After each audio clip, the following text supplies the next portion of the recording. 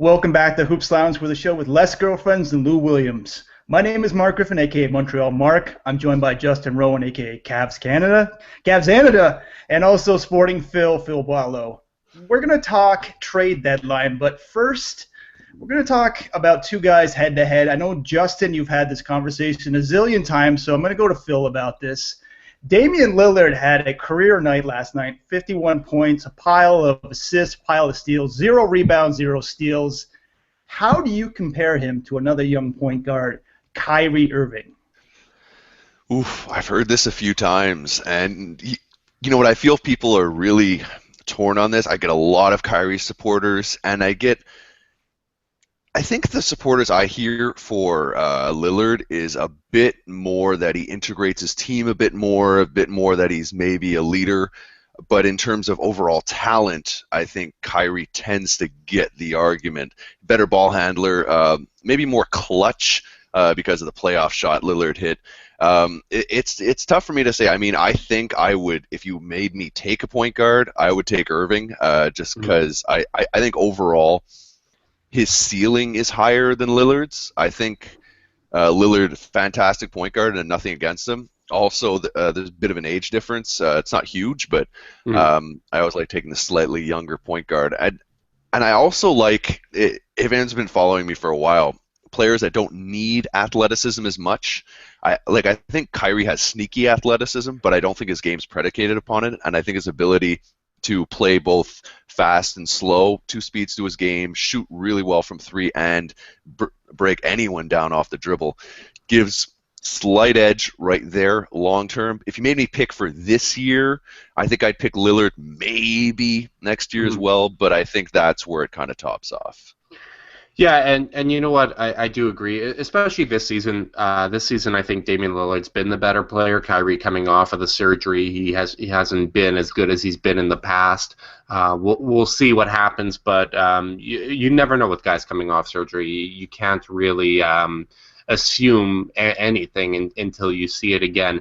But prior to this year, Kyrie's shot the ball better. While scoring more points.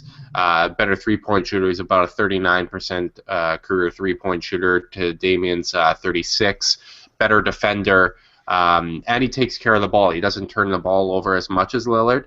Last season, Kyrie was the best isolation scorer in basketball.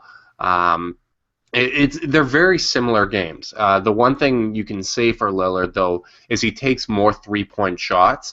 And the volume at which he shoots, you kind of, his three-point percentage, even though it's 3% lower, it's still significant because he is taking so many three-point shots. The only one that can really maintain that volume and still shoot a high percentage is Steph Curry.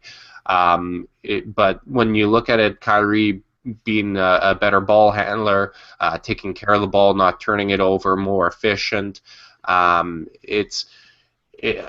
give the edge to Kyrie, also a better defender, and he's 2 years younger. You were wondering about the age difference. So he's 2 years younger than Lillard. The one thing I guess we can see is that this year Lillard is leading a team to the playoffs as a number 1 player, something Kyrie didn't have the opportunity to do. I don't necessarily knock him for not taking the Cavs to the playoffs at 20 years old with Dion Waiters as his second best player. It is a team sport. It certainly didn't have anyone like C.J. McCollum.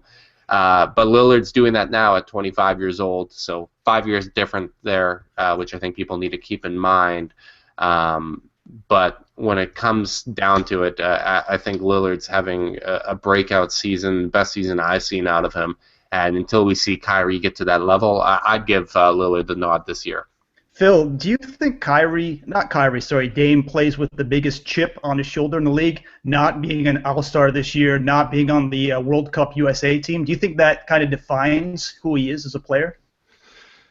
Yeah, I mean, considering the college he came from, considering a lot of things, considering like on top of that, he's kind of been left for dead there in Portland, right? He had this huge supporting cast of Aldridge, Batum, Robin Lopez, Wesley Matthews last year, and they were all ripped away from him.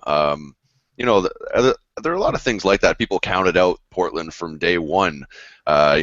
in the same Western Conference. There's Westbrook and there's Curry who are getting all the attention.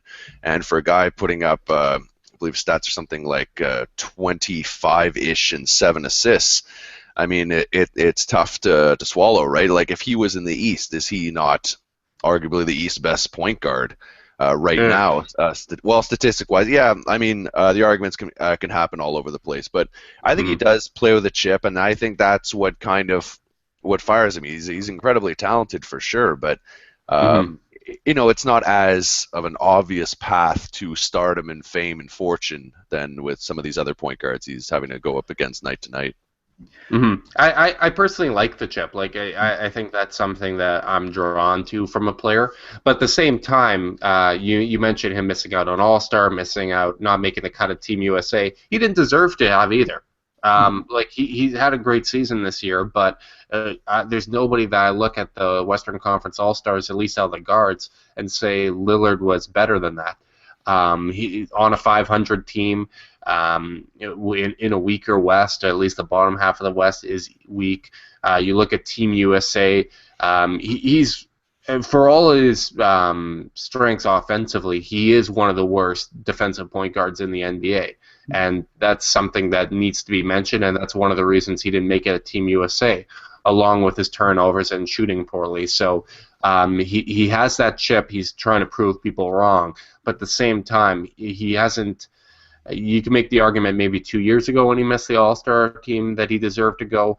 But really, he hasn't really been shortchanged a whole lot in his NBA career outside of people passing on him in the draft.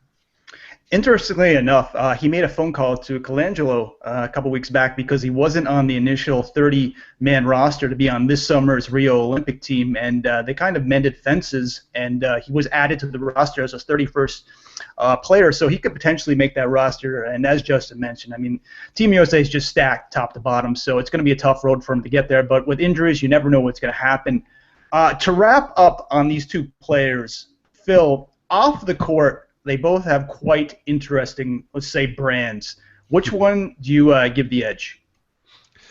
You know what? It's kind of like with the whole Uncle Drew thing. That was just beautiful. And that was, you know, he deserves like a mini Oscar for what he did. But I really like the baby Damian Lillard. I think it's like his little, what was that commercial there? And Kevin Love dropping dimes. The Hoopers. Oh, that was so good. So, I mean, DeAndre Jordan as the housewife haunts my dreams to this day. But that was just so good, and he plays it well, and he's got that kind of rap game coming up. I'm going to give it to Lillard because he's been doing it more lately in a way that has just really taken over the NBA, and people are really starting to dig that. But I mean, both these guys are hyper talented in different ways. I mean, we're seeing Lillard, try his hand at a music career, and then there's Kyrie, who's more of a film buff. I mean, these are both highly intelligent young point guards. It's not that surprising that their intelligence, along with their athleticism, is leading to success for their teams. Well, the one thing I learned about you today, Phil, is that you're not a sneakerhead. Because if you're talking about brands and all that, Kyrie having a signature shoe with Nike, something not a lot of players do get, and having these really creative, great shoes that he's I don't know if you've seen the commercials for it, but the marketing programs for them are fantastic. He's hilarious in the commercials. I'm going to say Kyrie. Obviously, I'm biased as a Kyrie Irving fan, but the sneaker game just takes it to another level. Lillard has some okay shoes, but it's not the same as having a Nike signature shoe in my eyes. All right, guys, so that's Kyrie, that's Dame, and to be continued.